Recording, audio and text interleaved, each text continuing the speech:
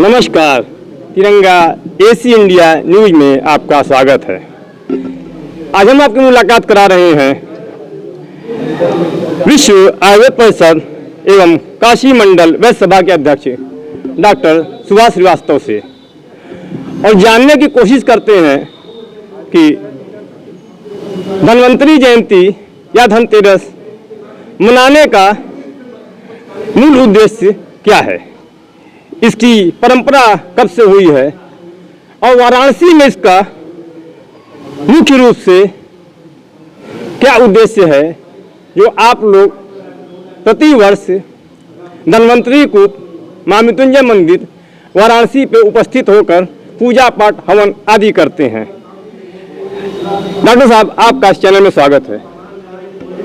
धन्यवाद चौरसिया जी। काशी में धन्वंतरी जयंती का इतिहास बहुत ही पुराना है। दुनिया की सबसे प्राचीन नगरी में काशी का महत्व है और धन्वंतरी के प्रपौत्र काश ने इस काशी नगरी को पुनः स्थापित किया था। यह शताब्दियों की बात है। ये धन्वंतरी कूप जो है, धन्वंतरी भगवान जब स्वर्गारोहण कर रहे थे तो इसमें अपनी औषधि पेटिका डाली थी और धन्वंतरेश्वर भगवान के मंदिर की स्थापना भी यहीं पर हुई थी। यह कूप अष्टकोणीय है, आयुर्वेद के 8 अंग हैं और आयुर्वेद अष्ट धातु का विज्ञान भी है। रस, रक्त, मांस, मज्जा, मेद, अस्थि और शुक्र और ओज। तो यह 8 कोण 8 धातुओं के प्रतीक हैं, अष्टांग आयुर्वेद के प्रतीक है। रही बात आज के दिन हम लोग धन्वंतरी जयंती मनाने के लिए यहाँ क्यों उपस्थित होते हैं, तो वैद्यों की चिरकाल से यह तपस्थली रही है। यहाँ से ऊर्जा प्राप्त करते हैं और वर्ष पर्यंत राष्ट्र की और अपने परिवार की और अपने अपने जिलों की सेवाएं करते हैं, यहीं से ऊर्जा प्राप्त करके। अगला प्रश्न आपका जो है वह अति महत्वपूर्ण है। हम क्यों धनतेरस को धन्वंतरी जयंती वाले दिन धन की खरीदने की ओर ले जाते हैं? तो सत्य बात है, 5 दिनों का जो ये त्योहार होता है, धनतेरस या धन्वंतरी जयंती से शुरू होता है। स्वस्थ व्यक्ति जो रहता है वही धन कमा सकता है, वही पौरुषवान हो सकता है। तो हेमंत ऋतु में यह धन्वंतरी जयंती पड़ता है। हेमंत ऋतु में आंवले का पोषण होता है। जितनी अवतवर की औषधियां हैं, इसी हेमंत ऋतु में ही उनका चमत्कारिक औषधियों का परिपूर्ण रूप से रह करके वो पुष्ट होने की प्रक्रिया की ओर आती हैं और मकर संक्रांति के आसपास वो पुष्ट हो जाती हैं पूरी तरह से। और जो हमारी धन की बात है, तो स्वस्थ व्यक्ति ही धन कमा सकता है। धर्म, अर्थ, काम, मोक्ष जीवन के जो 4 पुरुषार्थ हैं, धर्म के बाद धर्म किया गया, भगवान का पूजा किया गया, अर्थो अर्जन किया गया, तभी पूजा पाठ भी संभव है। आज के डेट में किसी भी छोटे बड़े कोई प्रोग्राम किया जाए तो उसमें अर्थ की आवश्यकता होती है, श्रम की आवश्यकता होती है। स्वस्थ व्यक्ति का बलि होना भी आवश्यक है। अगर स्वस्थ है तो बलि है। इसीलिए इसके बाद हनुमान जयंती भी पड़ता है। हमारे यहाँ हनुमान जी की पूजा की जाती है।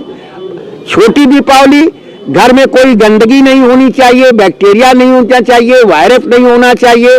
हमारे आयुर्वेद चरक ने इसकी चर्चा नरभक्षी के रूप में की है, बहुत रूप में की है, व्याधि बल विरोधी तत्व के रूप में इसकी चर्चा आई है। तो ये भी एक बड़ा ही अनिवार्य पक्ष है कि स्वस्थ व्यक्ति तभी रहेगा जब स्वच्छता रहेगी।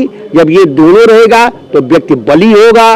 जब बली होगा तो अपना पौरुष और पुरुषार्थ कर सकेगा और आपस में भाई बहन के प्रेम का प्रतीक मर मीठा जलपान तभी खाएगा जब हर तरह से परिपूर्ण रहेगा। मतलब धर्म, अर्थ, काम, मोक्ष से परिपूर्ण रहेगा।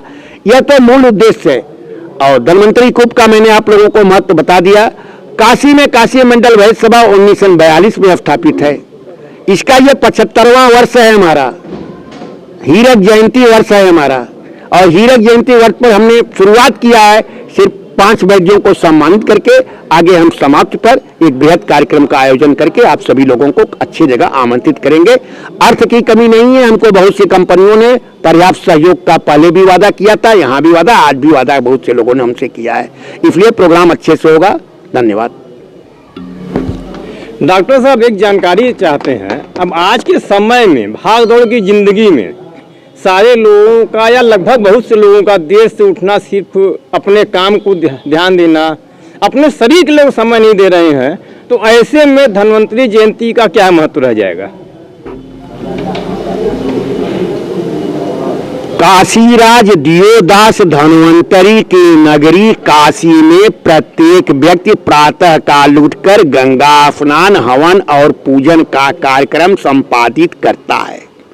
धन्वंतरेश्वर कूप पर सुबह 5 बजे भीड़ लगी रहती है जल पीने वालों की। विश्वनाथ मंदिर में 4 बजे 3 बजे भोर से भीड़ लगी रहती है, गंगा स्नान करने वालों की भीड़ लगी रहती है। काशी में प्रातः उठने की परंपरा है और पूरी सब्जी जलेबी खा करके एकदम, जब तक सब लोग चाय पीते हैं तब तक यहाँ के लोग बिल्कुल टंच रहते हैं, खा पी करके बिल्कुल मस्त रहना चाहते हैं। तो बाबा शंकर की नगरी में ये शब्द की प्रासंगिकता नहीं है कि लोग देर से उठते हैं। देर से उठने का कारण ये दूसरा है, आजकल नाइट ड्यूटी हो गई है लोगों की, 24 घंटे का वर्क। तो जो बेचारा 6 बजे से लेकर के रात को 1 बजे तक काम करेगा, निश्चित रूप से वो देर से उठेगा। और परिवार के भरण पोषण के लिए इस संघर्षपूर्ण परिस्थितियों में, संघर्षपूर्ण जीवन में कुछ समस्याएं हैं कि कोई 12 बजे से लेकर के, हमारी बेटी तो 12 बजे रात को साइंटिस्ट है, 12 बजे रात को जाती है और 8 बजे सुबह तक उसको लैब में काम करना पड़ जाता है। कभी कभी कोई मामला फंस जाता है तो 12 बजे दिन में हो जाता है। आप सभी लोग, और रात को मरीज 2 बजे आ जाएगा तो क्या हम लोग चिकित्सा नहीं करेंगे? हम लोग चिकित्सा करते हैं। तो कभी कभी विलंब हो जाए तो उसको अन्यथा न ले। चैनल वालों से अनुरोध है कि काशी की गणना के अनुकूल प्रातः काल उठने की जो परंपरा है उसे हम लोग बनाए रखेंगे।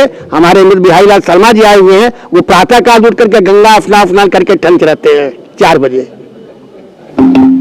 धन्यवाद डॉक्टर साहब, फिर किसी नए शख्स के साथ आपकी मुलाकात कराएंगे। तब तक के लिए सबको धन्वंतरि जयंती, दीपावली की हार्दिक शुभकामनाएं। नमस्कार।